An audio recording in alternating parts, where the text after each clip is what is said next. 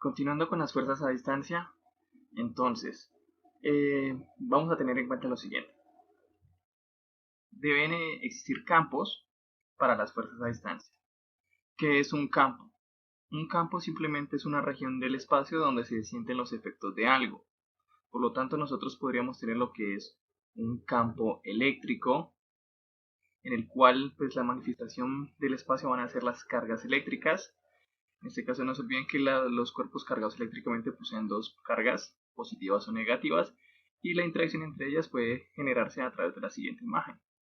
Siempre las fuerzas irán del cuerpo de carga positiva hacia el cuerpo de carga negativa. Otro tipo de campo que nosotros podemos encontrar es el campo gravitacional. En este caso, el campo gravitacional es el que genera el movimiento de las órbitas de los planetas alrededor del Sol. Es la fuerza que hace un objeto que tiene masa sobre otro que posee masa. Tenemos lo que es el campo magnético.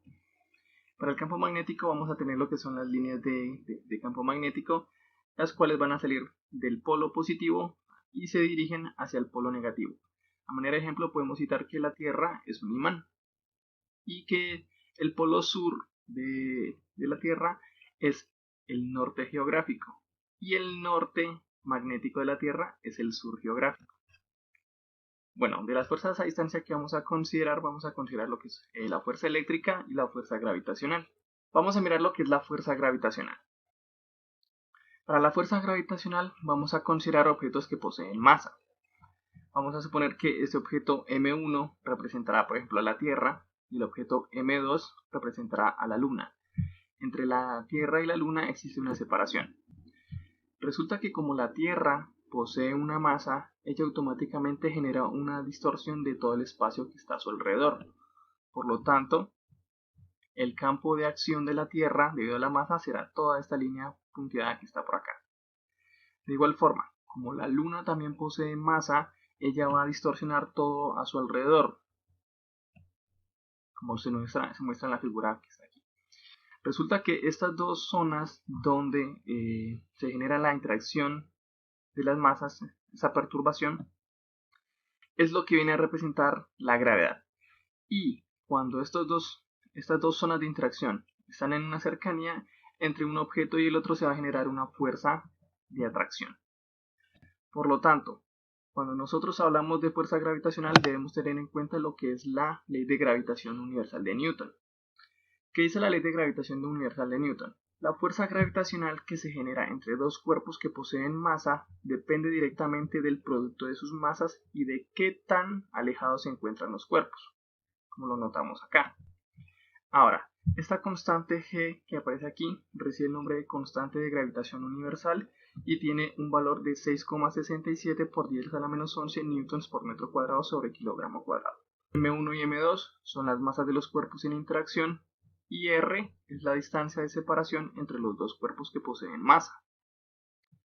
Tengan muy presente esta expresión que está aquí porque vamos a hacer algo. Pasando con las fuerzas a distancia vamos a tener lo que es la fuerza eléctrica. Como lo mencionaba previamente, cuando nosotros hablamos de fuerza eléctrica, estamos hablando de cuerpos que tienen carga eléctrica. Por lo tanto, existen dos tipos de carga, la carga positiva y la carga negativa. Resulta que los cuerpos cargados eléctricamente obedecen a la primera ley de la electrostática que establece lo siguiente. Si se tienen dos cuerpos que poseen la misma carga en una cercanía, entre ellos se va a generar una fuerza de repulsión. Para este ejemplo nosotros notamos que hay dos cuerpos que tienen carga positiva o dos cuerpos que tienen carga negativa y entre ellos se va a generar una fuerza de repulsión. Esta carga va a querer expulsar a esta y lo mismo va a ocurrir cuando esta va a expulsar a esta que está acá. Por el contrario, si nosotros tenemos cuerpos que tienen carga contraria, entre ellos se va a generar una fuerza de atracción. Resulta que la fuerza eléctrica también implica que los cuerpos van a tener una distancia de separación. Para la fuerza eléctrica entonces se va a cumplir lo que se conoce como ley de Coulomb, la cual establece que la fuerza eléctrica que se produce entre dos cuerpos cargados eléctricamente depende del producto de las cargas que tienen esos cuerpos y de qué tan lejos se encuentran esos cuerpos. Esta constante K recibe el nombre de constante eléctrica y tiene un valor de 9 por 10 a la 9 newtons por metro cuadrado sobre coulomb al cuadrado. Q1 y Q2 son las cargas de los cuerpos y se miden en la unidad fundamental, el coulomb. Entonces las cargas, su unidad va a ser el coulomb. Y R va a ser la distancia de separación de los cuerpos cargados. Ahora, tengan en cuenta esta expresión que está aquí. ¿Recuerdan que les dije que tuvieran en cuenta la fuerza gravitacional de Newton para hacer una comparación? Entonces, vamos a tener las dos situaciones aquí. Miren la expresión para la fuerza gravitacional de Newton y miren la fuerza eléctrica. Ambas expresiones matemáticas son muy similares. Para la fuerza gravitacional, los cuerpos poseen masa, por eso la fuerza gravitacional va a depender del producto de sus masas. Para la fuerza eléctrica, los cuerpos poseen cargas, entonces esta fuerza eléctrica depende del producto de las cargas. Pero en ambas situaciones, la fuerza tanto gravitacional como eléctrica depende también de qué tan alejados están los cuerpos. Entonces, a manera de nota, si ustedes pueden observar la relación que hay entre la fuerza gravitacional y la distancia, o entre la fuerza eléctrica y la distancia, notamos que entre esta fuerza hay una relación inversamente proporcional con el cuadrado de la distancia. Quiere decir que si la distancia de separación entre los cuerpos aumenta, la fuerza eléctrica disminuye. Y también va a ocurrir en el sentido contrario. Si la distancia de los cuerpos se disminuye, entonces la fuerza entre ellos se va a aumentar. Por lo tanto, si ustedes tienen un gráfico de fuerza versus distancia, el gráfico asociado es una hipérbola debido a que se comportan de forma inversamente proporcional. Entonces, esta va a ser la conclusión más importante de lo que son las fuerzas por distancia. A medida que se aumenta la distancia de separación entre los cuerpos, la fuerza disminuye, ya sea una fuerza gravitacional o una fuerza eléctrica. Bien, eso es entonces lo que vamos a mirar respecto a lo que es la clasificación de las fuerzas. Eran fuerzas por contacto y fuerzas por distancia. Ahora sí, vamos a pasar a lo que son las leyes de Newton. Resulta que Isaac Newton estableció tres leyes fundamentales para la física. ¿Cuáles son? La ley de inercia o equilibrio, la ley de movimiento o fuerza y la ley de acción y reacción. Entonces vamos a empezar con lo que es la ley de inercia o equilibrio. Bueno, veamos la primera imagen. Nosotros notamos que hay un ciclista que va en su bicicleta y de repente golpea con un obstáculo. En el instante que golpea el obstáculo, la bicicleta queda detenida, pero el ciclista, como él lleva una trayectoria rectilínea, en el instante del choque él va a salir disparado hacia la izquierda, ¿cierto? Efecto de la inercia. Vamos a mirar otra situación. Vamos a suponer que tenemos una mesa, encima de la mesa vamos a poner un trozo de tela y encima de la tela vamos a poner una botella. Si nosotros con mucha destreza aplicamos una fuerza para sacar esta tela, nosotros nos daríamos cuenta de que la botella permanecería en la misma posición sin sufrir ningún daño. Esa es otra consecuencia de la inercia. Otro ejemplo. Cuando nosotros vamos en un vehículo y supongamos que nos estamos moviendo en línea recta, nosotros nos vamos a mover en ese estado a menos que lleguemos a una curva. En el instante en que nosotros llegamos a una curva, nosotros vamos a experimentar que, una especie de fuerza que nos va a tirar a sacarnos de la curva. Eso entonces es otra manifestación de lo que es la inercia. ¿Qué es en sí la inercia? La inercia es conservar un estado. Por lo tanto, Newton estableció la inercia de la siguiente forma. Todos los cuerpos tienden a mantener su estado de movimiento, reposo o equilibrio a menos que una fuerza externa lo altere. Por ejemplo, para la primera imagen nosotros notamos que el ciclista se mueve hacia la izquierda. En el instante que la cicla golpea con el obstáculo, como el ciclista se estaba moviendo hacia la izquierda en línea recta, él va a tratar de seguir conservando su estado. Por eso él sale disparado en esa dirección. Para la segunda imagen, nosotros notamos que en este instante la botella está quieta. En el instante en el que nosotros retiramos la tela, la botella va a quedar quieta. ¿Por qué? Porque por inercia ella quiere conservar su estado, que es el reposo. Y para la tercera figura, Cuando nosotros vamos en una carretera rectilínea, nosotros vamos a tratar de mantener esa trayectoria rectilínea. En el instante en que nosotros llegamos a una curva, por inercia, nosotros vamos a seguir moviéndonos en línea recta. Por eso nosotros vamos a sentir esa expulsión hacia afuera.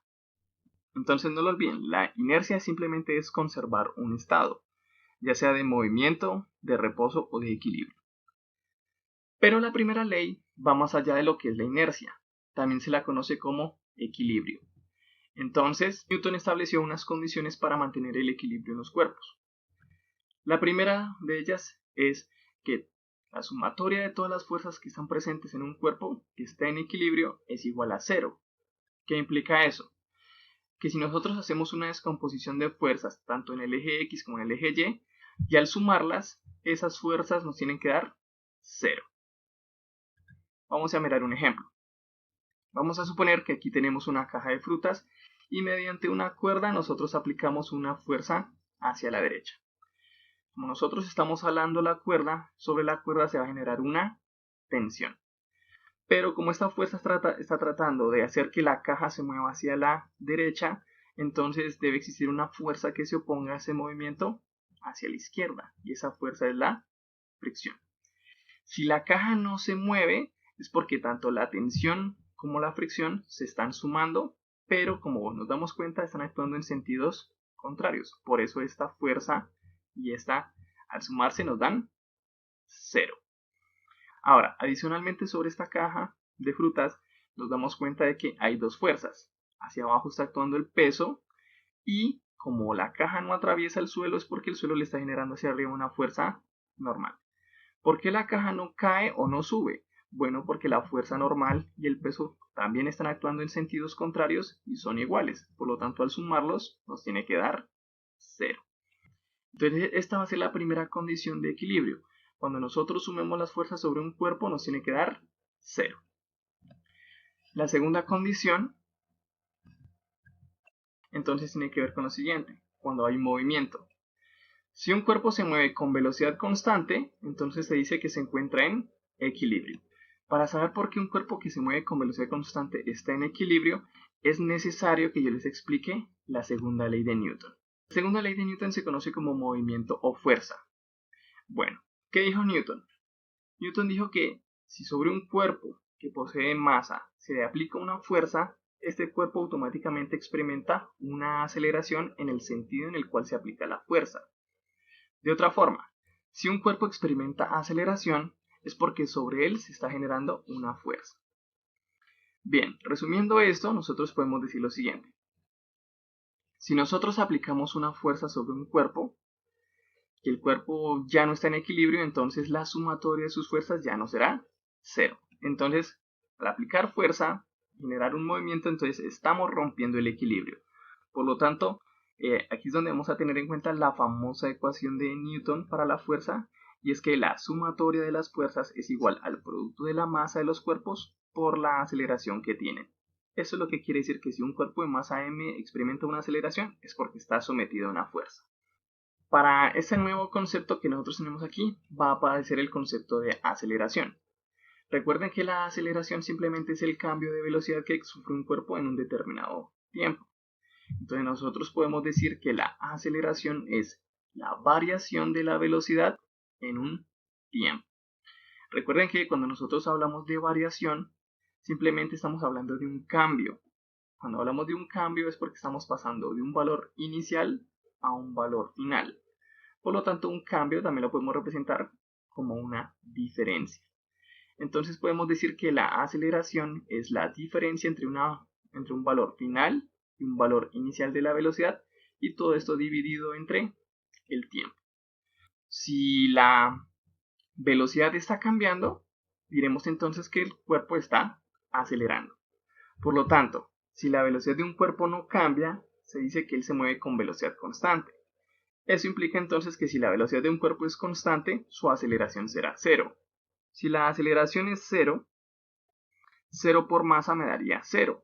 Por lo tanto, la sumatoria de fuerzas me daría 0 y se diría entonces que el cuerpo está en equilibrio. Entonces, resumiendo la segunda ley de Newton, si nosotros aplicamos una fuerza sobre un objeto y este se mueve, entonces ya la sumatoria de sus fuerzas será diferente de 0. Y la sumatoria de fuerzas entonces será proporcional al producto de la masa por la aceleración que poseen los cuerpos. De ahora en adelante, si ustedes ven que un cuerpo se mueve con velocidad constante, eso implicará entonces que no posee aceleración. Y si no posee aceleración, entonces se dice que el cuerpo está en equilibrio y por lo tanto la sumatoria de fuerzas nos tiene que dar 0. Y si la sumatoria de fuerzas nos da 0 y nos llegan a preguntar cuál es la resultante que se obtiene cuando un sistema está en equilibrio, entonces la resultante tiene que ser un vector nulo. Y recuerden que un vector nulo se representa gráficamente por un punto. ¿Vale? Entonces tengan en cuenta esto. Bien. Para la segunda ley de Newton vamos a hacer la siguiente consideración. Nosotros notamos que entre la fuerza y la masa hay una relación directamente proporcional. Pues entre más masa tenga un cuerpo, nosotros vamos a tener que aplicar mucha más fuerza para poderlo mover. Ahora también nos damos cuenta que entre la fuerza y la aceleración hay una relación directamente proporcional también. Pues entre más aceleración posea un cuerpo, es porque la fuerza que se le está aplicando a él también es mayor. Eso lo vamos a tener en cuenta. A manera de nota, y esto lo está preguntando el ICFES con frecuencia, es lo siguiente. Si a usted le dan una gráfica de aceleración contra tiempo, supongamos que yo les doy una gráfica de este estilo, y en un problema les llegan a decir cómo es la gráfica de fuerza contra tiempo, las dos gráficas que ustedes deben buscar son las mismas. ¿Por qué? Porque ellas están relacionadas de forma directamente proporcional. Lo que le pase a la aceleración le va a pasar a la fuerza. Y lo que le suceda a la fuerza le va a ocurrir de igual forma a la aceleración. ¿Por qué? Porque ellas están relacionadas de forma directamente proporcional. Entonces, si les dan un gráfico de aceleración contra tiempo, vuelvo y repito, y les dan una gráfica cualquiera, y les preguntan por la gráfica de fuerza contra tiempo asociada a ese movimiento, las dos gráficas tienen que ser exactamente iguales. Entonces, a manera de nota, tengámoslo presente. Bien, continuando entonces, vamos a mirar la tercera ley de Newton llamada acción y reacción. La tercera ley es la más importante, a mi parecer, porque prácticamente la hemos estado trabajando de forma implícita. ¿Qué dice la tercera ley de acción y reacción? Resulta que Newton dijo que para toda fuerza de acción existe una fuerza de reacción que debe ser exactamente igual, pero debe actuar en sentido contrario. Esa es la tercera ley, acción-reacción. Entonces, para toda fuerza de acción que nosotros hagamos, debemos esperar una fuerza de reacción, que tiene que ser exactamente igual, pero debe actuar en el sentido contrario. Eso es lo que quiere decir ese signo negativo aquí, que actúa en el sentido contrario. A manera de ejemplo, entonces vamos a mirar lo siguiente. Vamos a suponer que hay una persona aplicando una fuerza a la pared. Entonces, la fuerza que aplica la persona a la pared será nuestra fuerza de acción. ¿Por qué la persona no atraviesa la pared? Es porque la pared nos genera una fuerza de reacción, que es exactamente igual, pero actúa en el sentido contrario. Bueno, vamos a mirar otro ejemplo. Supongamos que nosotros tenemos un cohete y nosotros lo vamos a lanzar. En el instante del lanzamiento, el cohete expulsa los gases. Esos gases van a golpear el suelo con una fuerza. Entonces, eso lo podemos llamar fuerza de acción. ¿Qué es lo que va a pasar? Que el suelo va a generar una fuerza de reacción en el sentido contrario. Y esa será la fuerza de reacción. Esta fuerza es la que va a generar que el cohete salga impulsado hacia acá. Veamos otro ejemplo. Supongamos que tenemos un objeto sobre una superficie horizontal. Este objeto, al poseer una masa, va a generar un peso hacia abajo. ¿Por qué este objeto no atraviesa el suelo? Es porque el suelo genera una fuerza hacia arriba que impide que lo atraviese. Ahora, en este caso nuestra fuerza de acción va a ser el peso. Nuestra fuerza de reacción será la normal. Si el sistema no se mueve y está estático allí, entonces podemos decir que la fuerza normal es exactamente igual al peso. ¿Por qué son iguales? Porque están actuando en sentidos contrarios y porque el sistema está en equilibrio. Entonces no se olviden, para la ley de acción y reacción siempre debemos esperar una fuerza exactamente igual, pero en el sentido contrario. Vamos a mirar un último ejemplo. Vamos a suponer que un vehículo colisiona con un motociclista. Y yo les hago la siguiente pregunta. ¿Cómo es la fuerza que ejerce el vehículo al motociclista comparada con la fuerza que ejerce el motociclista al vehículo? Entonces, como es de esperar, la fuerza que le hace el vehículo al motociclista es exactamente igual a la fuerza del ciclista. En el instante de la colisión, el vehículo golpea a la moto. Obviamente el motociclista va a sufrir unos daños, pero el vehículo no va a quedar indemne. El vehículo también se va a destrozar por la fuerza que le hace el motociclista. Entonces, para toda fuerza de acción, ustedes siempre deben esperar una fuerza de reacción. ¿Cómo tienen que ser? Iguales, pero deben actuar en sentidos contrarios. Bueno, eso es todo lo que vamos a ver por el día de hoy. Muchas gracias por su atención. Nos vemos.